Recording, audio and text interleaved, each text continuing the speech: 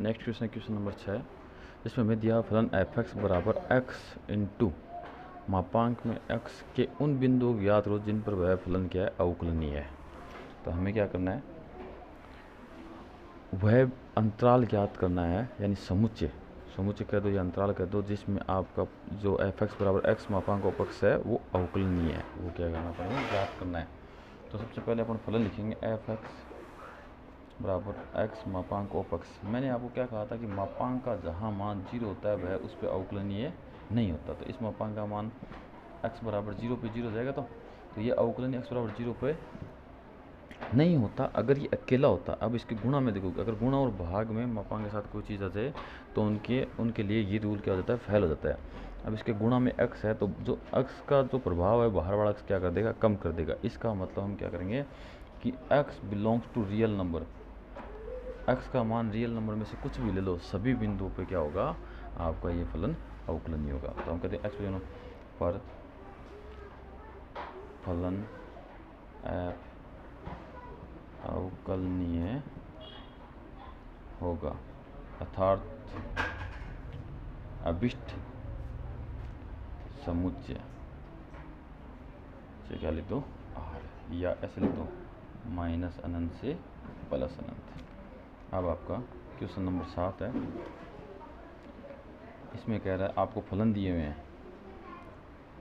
पहला फलन क्या है, x मापांक ऑफ x, फिर ख tan x, फिर ग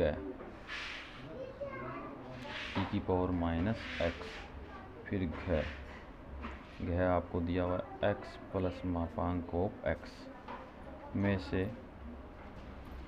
से कौन सा फलन अवकलनीय नहीं।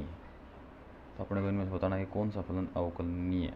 तो सबसे पहले इन चारों फलनों में अपने तो वो देखो मापांक किसमें, तो मापांक आपका एक तो इसमें है क में, एक मापांक घ में है। तो क के लिए तो मापांक के साथ गुणा में x आ गया, तो इसका मतलब ये प्रभाव तो खत्म हो गया। उसके अलावा देखो यहाँ जो घ है उसमें मापांक अकेला है, इसका मतलब ये x बराबर 0 पे अवकलनीय नहीं होगा। तो अपना आंसर ये हो जाएगा आपका x प्लस मापांक ऑफ x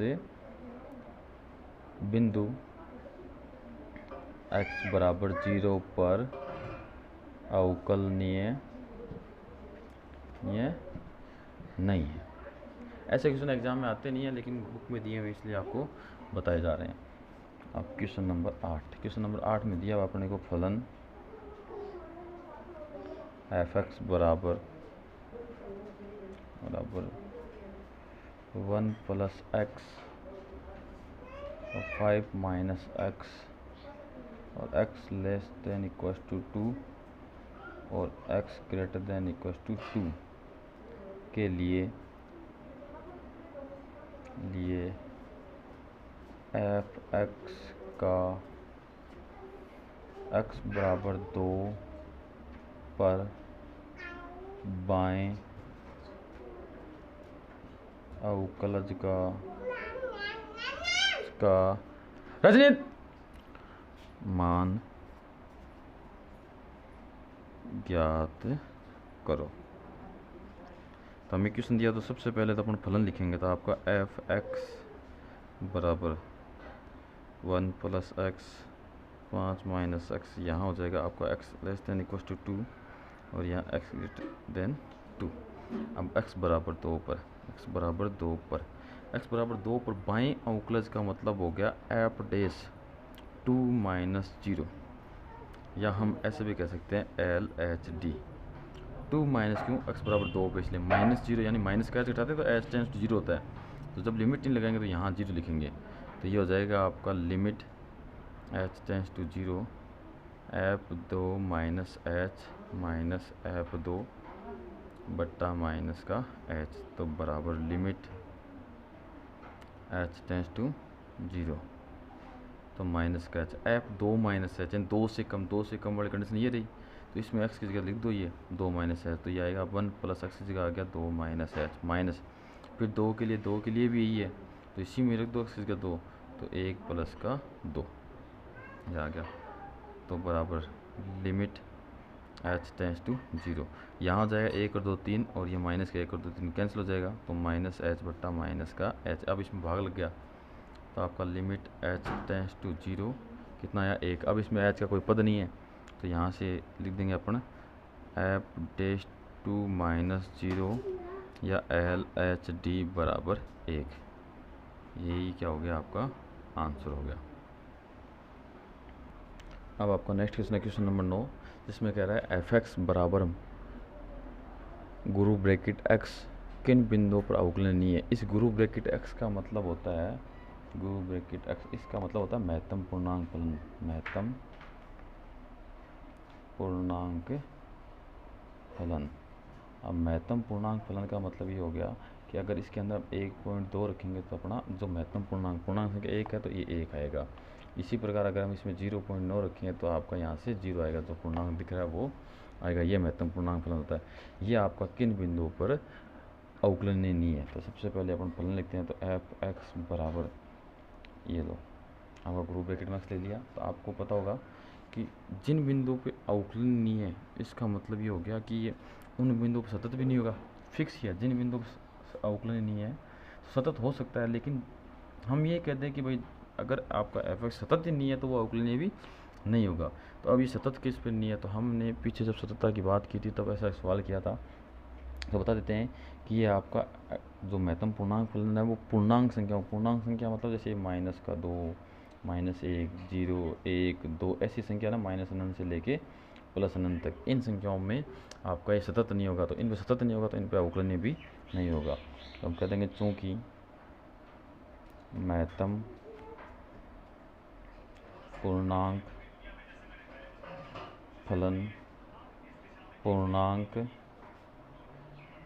संख्याओं पर सतत नहीं होता, सतत नहीं होता है, इसलिए फलन एफ पूर्णांक संख्याओं पर अवकलनीय भी नहीं है। पूर्णांक संख्याओं पर क्या आपका अवकलनीय भी नहीं है। यह आपका क्वेश्चन नंबर 9 कंप्लीट। अब क्वेश्चन नंबर आपको 10 दिया हुआ है, फलन एफ एक्स बराबर साइन एक्स स्क्वायर बट्टा एक्स नॉट इक्वल टू 0, और ये 0 हो गया जब x बराबर 0, बिंदु